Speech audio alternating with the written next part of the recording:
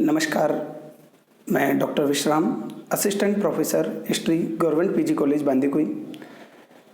इतिहास के सभी विद्यार्थियों, अध्येताओं, अनुसंधानकर्ताओं और इतिहास विषय में रुचि प्रदर्शित करने वाले अपने सभी साथियों का हार्दिक अभिनंदन एवं स्वागत करता हूं। पुनर्जागरण की यात्रा के अगले व्याख्यान के साथ मैं आपके समक्ष एक बार फिर से प्रस्तुत हूं। आज हम पुनर्जागरण की यात्रा के जिस विषय बिंदु का अध्ययन करने जा रहे हैं, उस विषय बिंदु का शीर्षक है पुनर्जागरण की यात्रा का प्रथम पड़ाव इटली ही क्यों बना, या बौद्धिक और सांस्कृतिक उथल पुथल का उद्गम स्थल इटली ही क्यों। जैसा कि आप सभी जानते हैं कि पुनर्जागरण की यात्रा भाग प्रथम के अंतर्गत मैंने अपने व्याख्यान में पुनर्जागरण शब्द का अर्थ, इसका आशय, यूरोप में पुनर्जागरण की पृष्ठभूमि, 5वीं से 14वीं सदी के यूरोप की ऐतिहासिक, सामाजिक, राजनीतिक और आर्थिक स्थिति पर विस्तृत रूप से प्रकाश डाला और हमने पुनर्जागरण किस शब्द को कहें या पुनर्जागरण से मनुष्य के विशेषकर पश्चिमी यूरोप के बौद्धिक और सांस्कृतिक जीवन में किस प्रकार से परिवर्तन आया, या हम पुनर्जागरण को अगर हम सरल और सहज शब्दों में कहें तो हम पुनर्जागरण को किस प्रकार से समझ सकते हैं, इन बातों की व्यापक रूप से चर्चा की है। आज पुनर्जागरण की यात्रा के दूसरे व्याख्यान के अंतर्गत हम जिस बिंदु पर व्यापक परिचर्चा करने जा रहे हैं, उस बिंदु का शीर्षक है कि पुनर्जागरण की यात्रा का प्रथम पड़ाव इटली ही क्यों बना, या बौद्धिक और सांस्कृतिक उथल पुथल का उद्गम स्थल इटली ही क्यों। पुनर्जागरण, या जिसे मैं कहूँ 14वीं से 16वीं सदी के पश्चिमी यूरोप के सामाजिक, आर्थिक, राजनीतिक घटनाक्रम या एक बौद्धिक और सांस्कृतिक उथल पुथल का जो वातावरण बना, उस वातावरण की जो प्रारंभिक जो शुरुआत हुई, उसके पीछे इटली का बहुत बड़ा योगदान रहा। या ये भी कहा जाता है कि इटली को ही यूरोप में पुनर्जागरण का जनक कहा जाता है। यूरोप में पुनर्जागरण की जो जननी या जन्मस्थली बनी, वो इटली ही बनी। आज हम इन कारणों की पड़ताल करने का प्रयास करेंगे कि उस 14वीं से 16वीं सदी के यूरोप में, या हम कहें कि 10वीं से 13वीं सदी के यूरोप में इटली में ऐसी क्या खास बात थी, या इटली के साथ ऐसी कौन सी संलग्न विशेषताएं थी, या उस इटली का सामाजिक, आर्थिक, राजनीतिक वातावरण कैसा था जिसने यूरोप को एक नवीन विचारों के रूप में एक बौद्धिक क्रांति प्रदान की, एक रहस्यात्मक और सृजनात्मक मनुष्य की खोज है पूरी दुनिया के सामने उजागर की। तो इटली की इन्हीं पृष्ठभूमि को हम समझने का प्रयास करेंगे। क्या इटली उस समय यूरोप का सबसे गतिशील और प्रगतिशील एक राष्ट्र राज्य था, या यूरोप के अन्य देश इटली की तुलना में सभ्यता की दौड़ में कहीं पिछड़े हुए थे? क्या इटली जिस समय एक बौद्धिक और सांस्कृतिक उथल पुथल का केंद्र बनने जा रहा था, उस समय क्या यूरोप के अन्य देश है उस स्थिति के लिए तैयार नहीं थे? इन्हीं बातों की हम आज के अपने इस व्याख्यान में विस्तृत पड़ताल करने का प्रयास करेंगे। अगर हम कारणों की पड़ताल करें जिन्होंने इटली को यूरोप में पुनर्जागरण का उद्गम स्थल बनाया, या यूरोप को एक नवीन विचारों की एक जननी के रूप में उभरने का मौका दिया, तो हम सबसे पहले जिस कारण को ले सकते हैं इटली के पक्ष में, वो है इटली का सांस्कृतिक लाभ की स्थिति में होना, या इटली की अनुकूल भौगोलिक स्थिति। अगर आप यूरोप के मानचित्र को अगर हम गहराई से देखें या सूक्ष्मता से उसका विश्लेषण करें, तो जैसा कि आप स्क्रीन पर देख पा रहे हैं कि इटली की जो ज्योग्राफिकल कंडीशन है, या मैं कहूँ कि इसकी भू अवस्थिति है, वो इस प्रकार से है कि ये इसे एक पूर्व और पश्चिम के बीच के एक प्रवेश द्वार यानी ओपन डोर के रूप में स्थापित करता है। इटली की जो भौगोलिक अवस्थिति है वो भूमध्य सागर के बिल्कुल चारों तरफ से अवस्थित है, और इटली ही एक ऐसा क्षेत्र था पूरे मैं कहूँ कि चाहे वो रोमन सभ्यता हो या यूनानी सभ्यता के प्रारंभ से, और 14वीं सदी, जिस सदी को मैं पुनर्जागरण की शुरुआत के रूप में बताने का प्रयास कर रहा हूँ, उस संपूर्ण काल अवधि में इटली की भौगोलिक स्थिति ने इटली के शहरों का जो लगातार जो संपर्क है, तारतम्यता है, वो पश्चिमी एशियाई देशों के साथ लगातार उसका संपर्क है वो बना रहा, सांस्कृतिक आदान प्रदान है वो कभी भी बाधित नहीं हुआ। तो इटली के सांस्कृतिक लाभ की स्थिति में इटली हमेशा से मौजूद थी, क्योंकि पश्चिमी एशिया या मैं कहूँ कि तुर्की, पश्चिमी एशिया का जो अंतिम स्थल माना जाता है वो है तुर्की, और तुर्की के माध्यम से अरब कंट्रीज से होते हुए एशियाई देशों के लोगों का व्यापार इटली के नगरों के साथ होता था, और इटली के नगरों के निवासियों का व्यापार एशियाई लोगों के साथ होता था। तो इटली को ये एक अनुकूल स्थिति प्राप्त थी कि एशियाई देशों की उन्नत सभ्यता और संस्कृति के विचार वो इटली वासियों को इटली के नगरों के माध्यम से लगातार प्राप्त होते रहे। और जैसा कि अब हम जानते हैं कि जब उत्कृष्ट यूनानी और रोमन सभ्यता का पतन हुआ, तो उत्कृष्ट यूनानी और रोमन सभ्यता की कुछ विरासत को, कुछ उत्कृष्ट उपलब्धियों को अपने साथ सहेज कर यूरोप और यूनानी विद्वान हैं वो तुर्की, जो कि पश्चिमी रोमन साम्राज्य का केंद्र बन गया था, उसमें लेकर के चले गए थे। और इस पश्चिमी रोमन साम्राज्य में जिसका केंद्र तुर्की बना, उस पश्चिमी रोमन साम्राज्य में एक प्रकार से यूनानी और रोमन सभ्यता की स्मृति है उसको संजो करके रखा गया था। जब भी इटली के व्यापारी एशियाई नगरों तक यात्रा करते या एशियाई नगरों के व्यापारी इटली के नगरों के व्यापारियों के साथ संपर्क में आते, तो गाहे बगाए वो यूरोप की उन्नत और सर्वोत्कृष्ट जो सभ्यता है उसके बारे में इटली वासियों को बताते। ये इटली वासी हैं, और यह मैं कहूँ कि संपूर्ण यूरोप है 5वीं से 13वीं सदी में कहीं ना कहीं उत्कृष्ट यूनानी और रोमन सभ्यता के क्लासिक विचारों को कहीं ना कहीं विस्मृत कर चुके थे। तो हम ये देखते हैं कि इटली की ज्योग्राफिकल कंडीशन ने इसे हमेशा से एक सांस्कृतिक केंद्र के रूप में स्थापित रखा, और इटली की अनुकूल भौगोलिक स्थिति ही थी जिसने कभी भी इटली में सांस्कृतिक अवरोध या सांस्कृतिक रुकावट है उसको पैदा नहीं होने दिया। पूर्व और पश्चिम के प्रवेश द्वार के रूप में इटली न केवल पश्चिमी यूरोप है उसको ऊर्जस्वित करता रहा, उसको प्रेरणा और गति प्रदान करता रहा, अपितु अपने जो प्रगतिशीलता और अपने समाज की गतिशीलता के विचारों को वो एशियाई लोगों के साथ भी साझा करता रहा।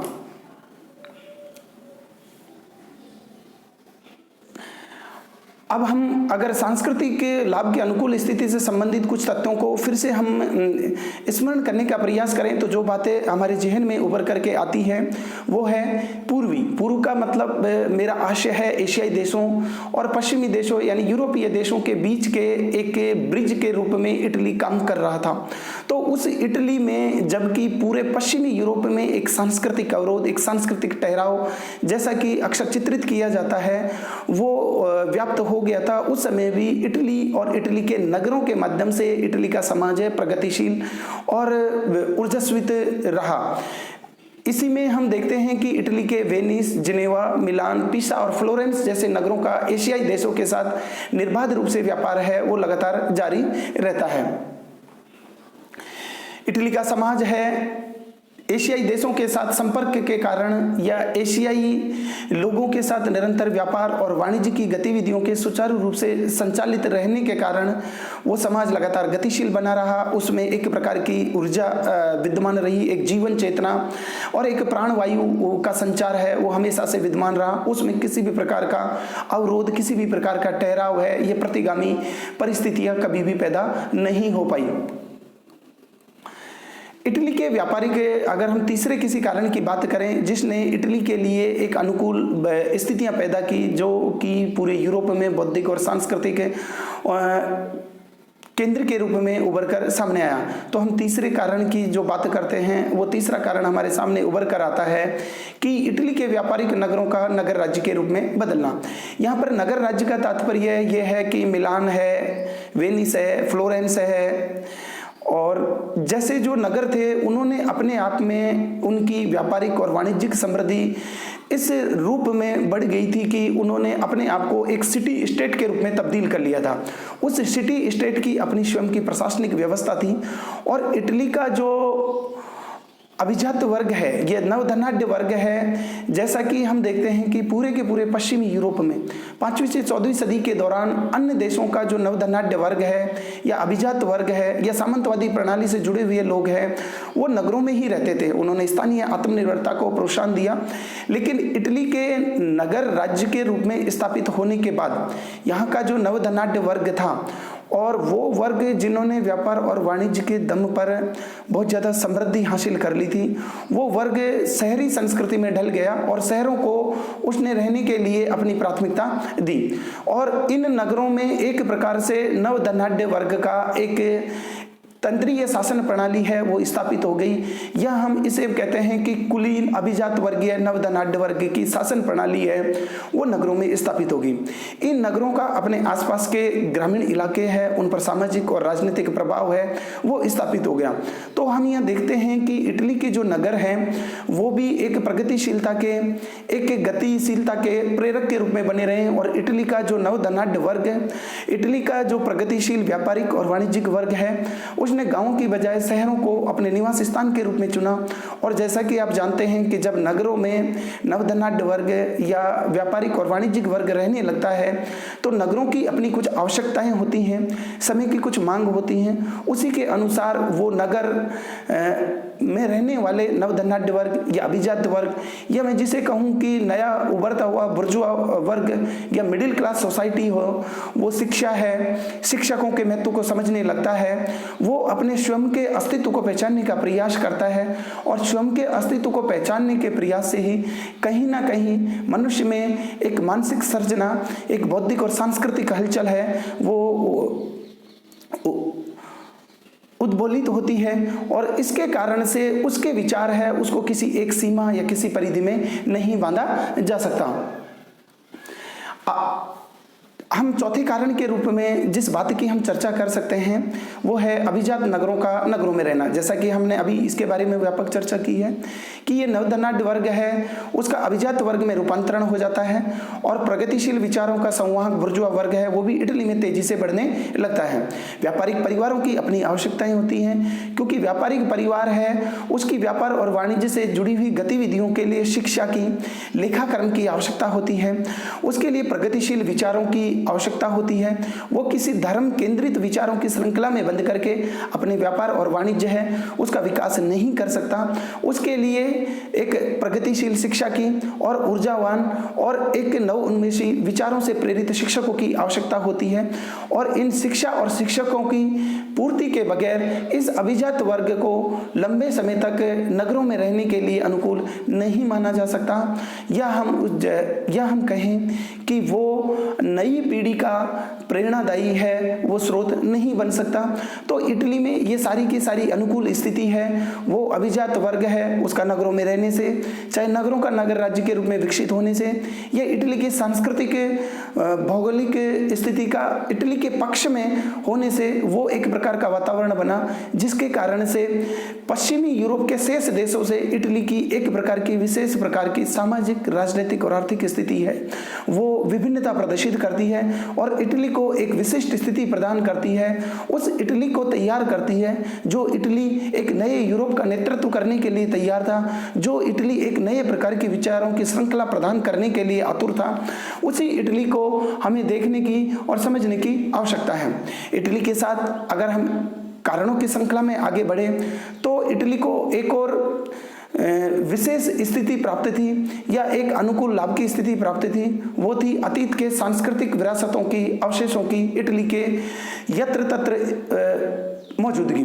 इटली के संपूर्ण प्रायद्वीप में प्राचीन रोमन स्मारकों की स्थान स्थान पर मौजूदगी थी। और जैसा कि आप जानते हैं कि अगर कोई प्राचीन सभ्यता या हम कहें कि कोई पुरातन समय के उत्कृष्ट विचार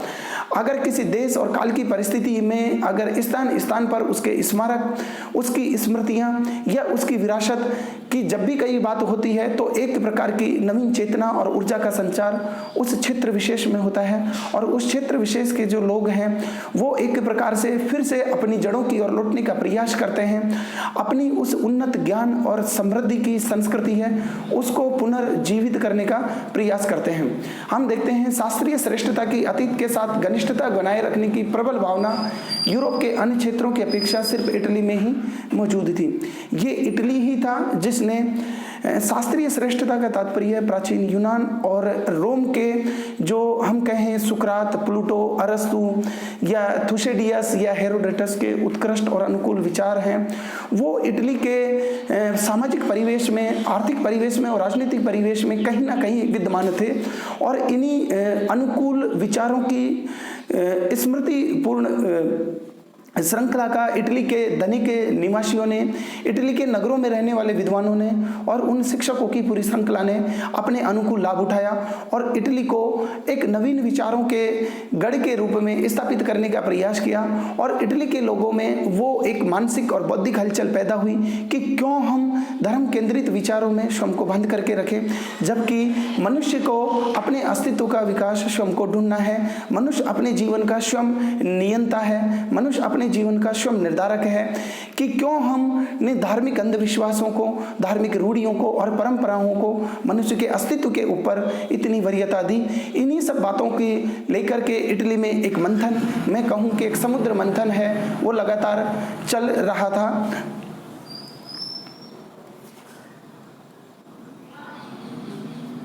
नवधनाढ़ वर्ग जो इटली में मौजूद था, अगर हम छठे कारण की बात करें तो जैसा कि मैंने कहा कि जब नवधनाढ़ वर्ग शहरों में रहने लगता है तो नवधनाढ़ वर्ग अपने अनुकूल स्थिति का निर्माण करने का प्रयास करता है। और जब भी हमने देखा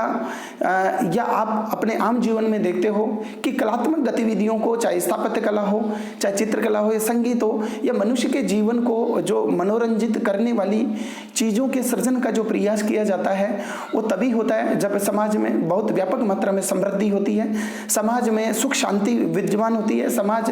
प्रगतिशील विचारों के रूप में स्थापित हो, तभी ही कलात्मक गतिविधियों को संरक्षण दिया जाता है।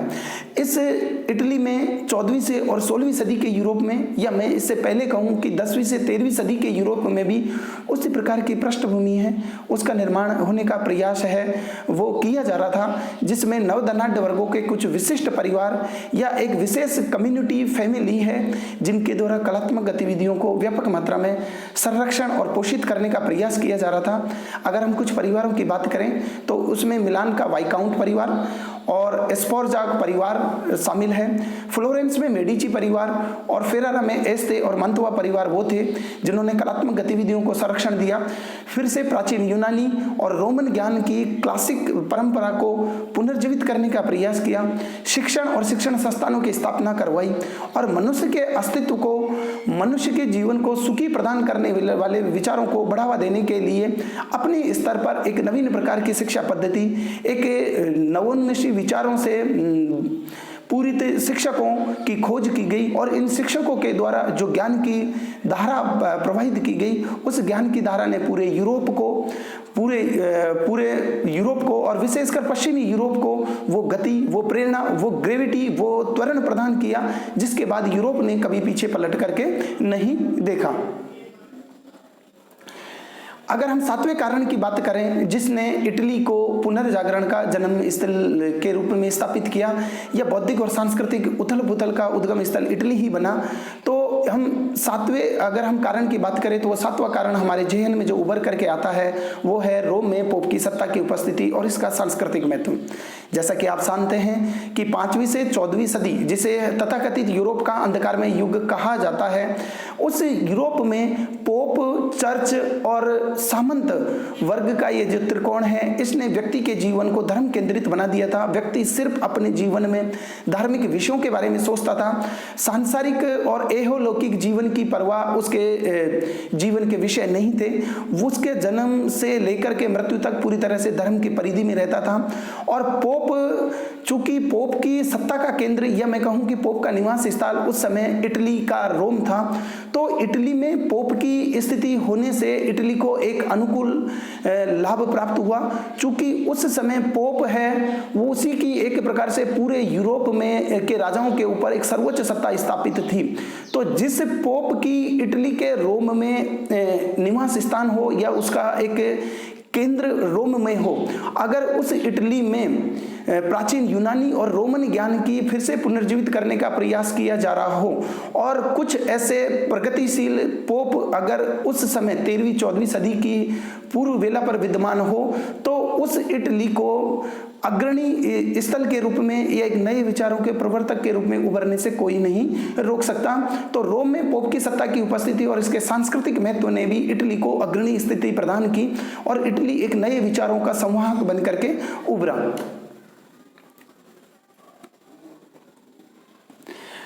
अगर हम 8वें कारण की बात करें तो कुस्तुनतुनिया का पतन। मैं सबसे पहले आपको कुस्तुनतुनिया के बारे में बता देता हूं कि कुस्तुनतुनिया तुर्की का एक बहुत ही प्राचीन ऐतिहासिक सांस्कृतिक धरोहर से समृद्ध एक शहर रहा है और 5वीं से 14वीं सदी में जो पश्चिमी रोमन साम्राज्य है उसका केंद्र है वो कुस्तुनतुनिया ही बना था। और जैसे ही उत्कृष्ट यूनानी और रोमन सभ्यता का 5वीं सदी के आसपास जब पतन हो गया, तो इस यूनानी सभ्यता से संबंधित ज्ञान है, उससे संबंधित पांडुलिपियां हैं या उससे संबंधित विद्वानों की रचनाओं को कुछ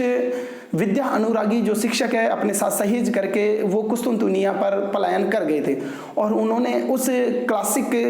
जो नॉलेज है जिसे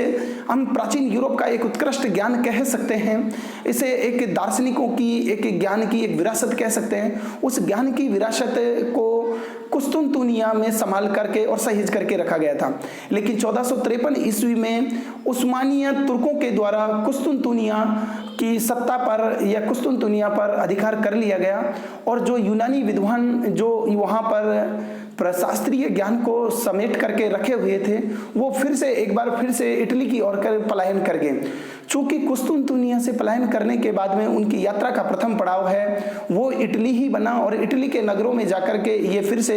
वहां पर रहने लगे और उन्होंने अपने साथ जो यूनानी ज्ञान है उसको विस्मृत कर दिया गया था उस यूनानी ज्ञान के बारे में, क्योंकि वो अपने साथ लाखों की संख्या में पांडुलिपियां लेकर के इटली के नगरों में वापस लौटे थे। तो इटली के नगरों के लोगों को और इटली के नवधनाढ़ वर्ग को जब इस ज्ञान की और इस संस्कृति के बारे में बताया गया तो इटली के लोगों में अपनी प्राचीन विरासत को, अपनी अतीत की संस्कृति को फिर से पुनर्जीवित करने का एक संकल्प है वो स्थापित हुआ। प्राचीन यूनान की सभ्यता की धरोहर को समेटे हुए विद्वान और दार्शनिक भाग करके इटली के नगरों में आए और इटली के नगरों में वो एक प्रकार से सांस्कृतिक उथल पुथल की स्थिति पैदा हो गई कि क्यों हम इस धर्म केंद्रित परिवेश में जिए जबकि हमारी उत्कृष्ट सभ्यता है वो मानववादी थी जिसमें एक प्रकार की गतिशीलता, एक ऊर्जा प्रधान थी। तो वो इटली है वो एक प्रकार के नए विचारों के एक उद्गम स्थल के रूप में तैयार था या एक यूरोप को एक गति, एक दिशा प्रदान करने के लिए अग्रगामी भूमिका में तैयार हो चुका था। इटली के इन 8 कारणों के बाद में कुछ जैसा कि आप सभी जानते हैं कि जब अनुकूल स्थितियां बनने लगती है तो उस अनुकूल स्थिति के निर्माण में प्रकृति भी या हम कहें कि दैवीय सत्ता या ईश्वरीय सत्ता भी अपना एक अप्रतिम योगदान देती है। उसी इटली को एक प्रकृति प्रदत्त उपहार के रूप में 3 महान विभूति हैं, उनका जन्म भी इटली में ऐसे ही वातावरण में होता है। वो 3 महान विभूति हैं दाते एलिग्री 1265 से 1321, दूसरा है जोतो दी बांदोन और तीसरा है फ्रांसिस्को पेटार्क। ये तीनों वो व्यक्ति थे जिन्होंने अपनी रचनाओं, अपने चित्रों के माध्यम से और अपने कविताओं के माध्यम से, अपनी व्यंग्यात्मक रचनाओं के माध्यम से धर्म केंद्रित यूरोप की शासन प्रणाली व्यवस्था पर 5वीं से 13वीं सदी की सामंती प्रणाली पर एक प्रकार का प्रश्न चिन्ह लगाया और उन्होंने कहा कि सिर्फ मनुष्य ही का अस्तित्व है, मनुष्य के जीवन को सुखी बनाने का प्रयास करना चाहिए, मनुष्य को धर्म केंद्रित विषयों की परवाह नहीं करनी चाहिए, अंधविश्वास और पाखंडों का मनुष्य के जीवन में कोई स्थान नहीं है और अगर हम इस मानवीय संसार को कुछ देना चाहते हैं तो वो है मानववादी दृष्टि हमें विकसित करनी होगी। चूंकि मानववादी दृष्टि का तात्पर्य है है कि मनुष्य मनुष्य के जीवन में रुचि ले, मनुष्य की समस्याओं को समाधान करने का प्रयास करे, मनुष्य के जीवन की समस्याओं पर अध्ययन करे, मनुष्य के जीवन के सौंदर्य की उपासना करे। इन्हीं बातों को, जैसा कि आप जानते हैं कि पुनर्जागरण का समस्त चिंतन है वो मानववादी था, और इन्हीं 3 चिंतकों ने समाज के सामने, तत्कालिक इटली के समाज के सामने अपनी रचनाओं, अगर हम दांते की बात करें तो दांते ने अपनी रचना डिवाइन कॉमेडी के माध्यम से, दांते ने अपनी रचना डिवाइन कॉमेडी के माध्यम से तत्कालिक धार्मिक व्यवस्था पर व्यंग्यात्मक टिप्पणी की, और उन्होंने कहा कि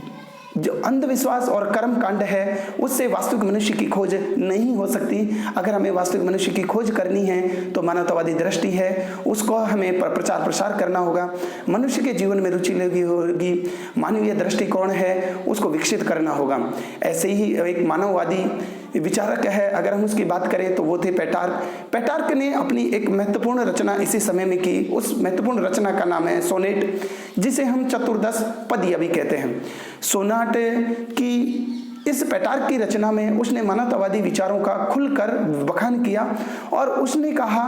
कि धार्मिक अंधविश्वास, कर्मकांड, पोप, चर्च और सामंतों की इस भ्रष्ट सत्ता ने मनुष्य को उसके वास्तविक जीवन के उद्देश्यों से पथ भ्रष्ट कर दिया है। हमें इसी मनुष्य के छिपी हुई संभावनाओं को पहचानना होगा। मनुष्य अपनी मुक्ति का उद्धारक स्वयं है। मनुष्य को अपनी मुक्ति अपने भीतर तलाशनी होगी। अगर हम मानवीय दृष्टिकोण से प्रकृति के सौंदर्य की उपासना करें तो मनुष्य के जीवन की न केवल प्रगति होगी, अपितु हम समस्त मानवता को भी एक बेहतर संसार है वो प्रदान कर सकते हैं। अगर मैं बात करूं कि जेतो दी बांदोन, वो आधुनिक युग का प्रथम चित्रकार था जिसने अपने चित्रों के माध्यम से यूनानी अध्ययन को प्रोत्साहन किया, और उसने भी मनुष्य की सहज संवेदनाओं को अपने चित्रों के माध्यम से उजागर किया, या मैं कहूं कि अपने चित्रों के माध्यम से उसने मानववादी भावनाओं का पक्ष पोषण करने का प्रयास है वो किया। तो हम देखते हैं कि इटली के पक्ष में वो सभी अनुकूल स्थितियां विद्वान थी जिसने इटली को एक नवीन विचारों के एक गढ़ के रूप में तैयार किया, और ये वो इटली तैयार हुआ जिसने न केवल पश्चिमी यूरोप को और बाद में धीरे धीरे समस्त एक संसार को तार्किकता, तर्कपूर्ण विवेचन, सहिष्णुता, धर्मनिरपेक्ष दृष्टिकोण और मानवतावादी विचारों की एक नवीन दृष्टि है वो प्रदान की। इटली से निकला ये बौद्धिक और सांस्कृतिक चिंतन, या मैं कहूँ कि विचारों की एक नई श्रृंखला है। उसने पश्चिमी यूरोप के साथ साथ 16वीं, 17वीं और 18वीं सदी की ज्ञानोदय प्रबोधन के युग को प्रभावित किया, लोगों को एक वैज्ञानिक दृष्टिकोण से सोचने के लिए प्रेरित किया, और वो उस यूरोप का निर्माण हुआ जिस यूरोप ने पीछे पलट करके कभी नहीं देखा, और उसी यूरोप की आज भौतिकवादी प्रगति और मानवतावादी विचारों से हम सभी परिचित हैं। पुनर्जागरण के तीसरे व्याख्यान के अंतर्गत हम पुनर्जागरण की इस जो नवीन ज्ञान की जो श्रृंखला जो इटली से प्रारंभ हुई, जो मानववादी दृष्टिकोण इटली के साहित्य में, इटली की संवेदनाओं में, इटली के चित्रों में, इटली की कलात्मक अभिव्यक्तियों में व्यक्त हुआ, उसको विविध रूपों को हम देखने और समझने का प्रयास है वो करेंगे। और इसी पुनर्जागरण के चौथे व्याख्यान के अंतर्गत पुनर्जागरण का यूरोप के सामाजिक, आर्थिक, राजनीतिक, सांस्कृतिक और विश्व पर क्या प्रभाव पड़ा, और साथ ही इस पुनर्जागरण ने विश्व परिवेश को किस प्रकार से प्रभावित किया, क्या विश्व के संदर्भ में इसके सकारात्मक परिणाम आए, क्या विश्व के संदर्भ में इसके नकारात्मक परिणाम आए, क्या पुनर्जागरण के संदर्भ में यूरोप की दोगली नीति थी, क्या पुनर्जागरण ने जिस प्रकार यूरोप में सकारात्मकता का वातावरण सृजित किया, क्या उसी प्रकार से उसने समस्त विश्व को उसी प्रकार का नजरिया या उसी प्रकार का दृष्टिकोण दिया, और अगर उस प्रकार का नजरिया और दृष्टिकोण नहीं दिया तो वो कौन से कारण थे जिसके कारण से यूरोप ने अपने स्वार्थ और अपनी सुविधा के लिए दुनिया के अन्य हिस्सों में पुनर्जागरण के विचारों को अपने स्वार्थ के अंतर्गत प्रचारित और प्रसारित किया। इन्हीं बातों के साथ आज का ये पुनर्जागरण की यात्रा की व्याख्यान पार्ट 2 है वो समाप्त होता है। आप सभी का धन्यवाद।